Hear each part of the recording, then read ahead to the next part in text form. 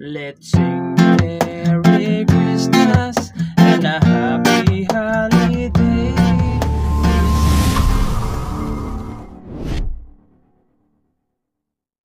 Hello mga ka-idol! So ngayon, meron na naman akong ituturo sa inyong napakagandang kanta.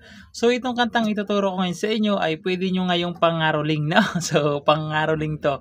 So yung title nito ay yung Christmas in Our Heart by Jose Marichan. So itong kanta na to is reggae version. Okay, so gagawin nating reggae para medyo maiba naman, no?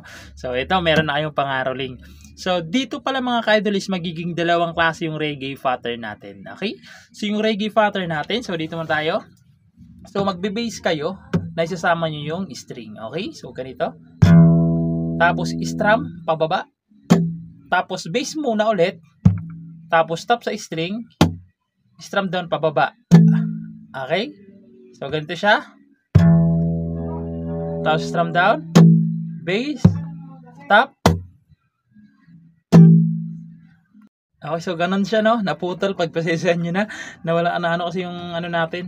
So, ganito siya. Ulitin ko yung bass natin. Bass, kasama yung string, strum, bass ulit, top, strum down. Okay, ganun siya. Kada chords, dalawang beses nyo gagawin. Okay, kada chords, dalawang beses. So, sasampulan ko, no? So, ganito siya kada chords. Isa pa. Tsaka na lilipat. Okay?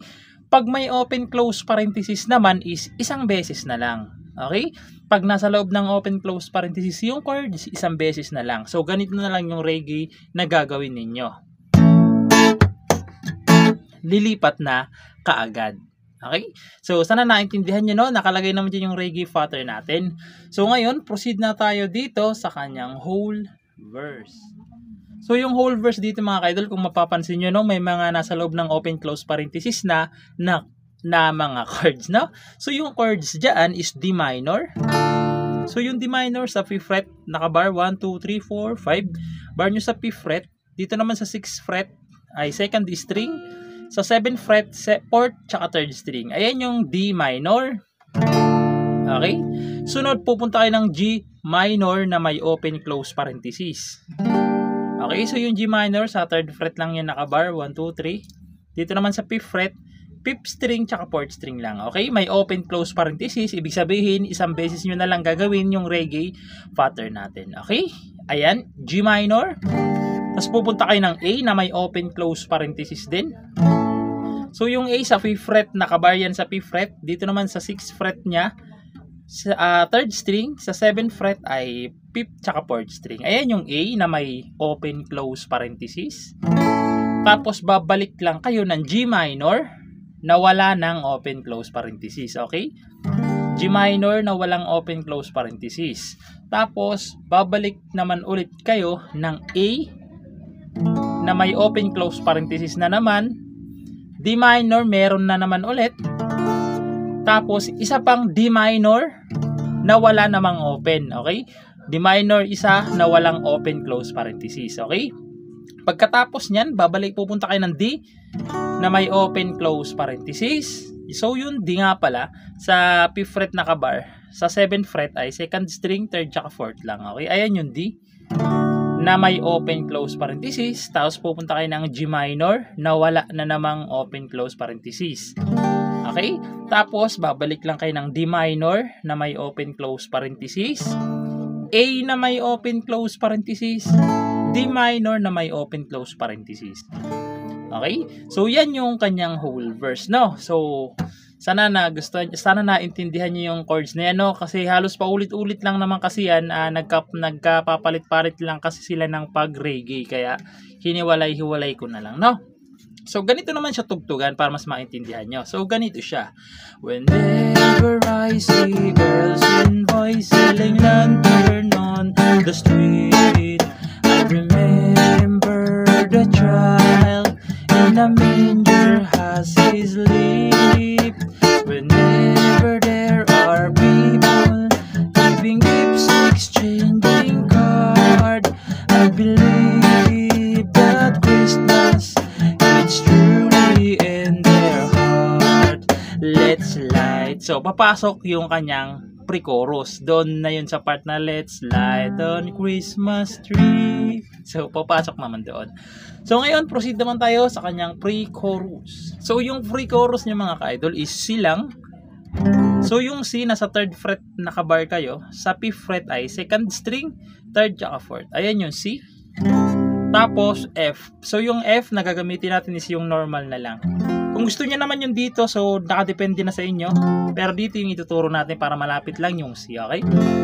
So yung F sa 1st fret nakabar, sa 2nd fret 3rd string, sa 3rd fret 4th, tsaka 5th string. Ayan yung F, okay? So yung C, tapos F, nasa loob sila ng open close parenthesis na dalawa, no? 3 times yung gagawin yan, yung dalawang chords na yan. Okay, 3 beses. Pag nagawa nyo ng 3 beses, pupunta kayo ng E na wala ng open close parenthesis. So yung E nasa 7th fret, 1, 2, 3, 4, 5, 6, 7. 7th fret, babar nyo lang. Dito naman sa kanyang 8, 9, okay? Sa 9th fret, 2nd string, 3rd, tsaka 4th. Okay, ayan yung E na walang open close parenthesis. Tapos pupunta kayo ng A minor na may open close parenthesis na. So yung A minor sa 5th fret yan nakabar. Dito naman sa 7th fret, 5th string tsaka 4th string lang. Ayan yung A minor na may open close parenthesis. Tapos pupunta kayo ng C na may open close parenthesis. Okay? So yan yung kanyang pre-chorus. So sasampulan ko para mas maintindihan nyo yung kanyang pre-chorus, no? So, ganito naman siya kapag kinantahan. Let's light on Christmas tree for a bright tomorrow where nations are at peace and all are one in God. Let's sing it. Tapos, papasok na yung kanyang chorus na. So, ngayon, proceed naman tayo sa kanyang chorus. So, yung chorus dito, kung makikita nyo dyan mga ka-idol, may isang chords na may open close parenthesis. So, isa na lang.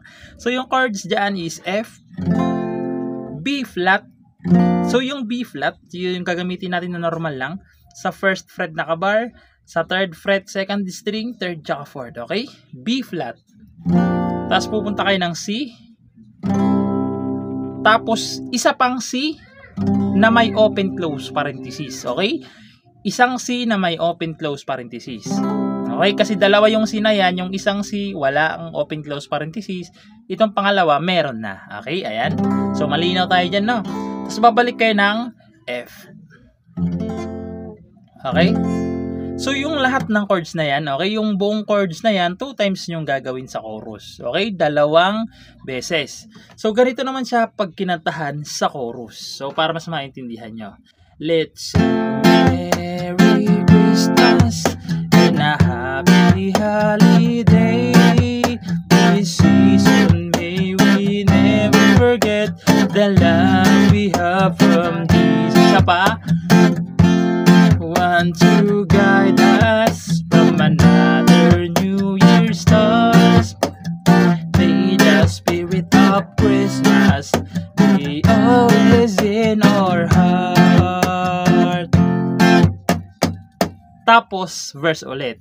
Whenever I'm praying for like community and night. So, babalik ulit kayo doon sa kanyang mga verse. Okay? So, ayun lang naman. Sana naintindihan nyo tong tutorial natin at nagustuhan nyo. At good luck sa bago nyong matututunan.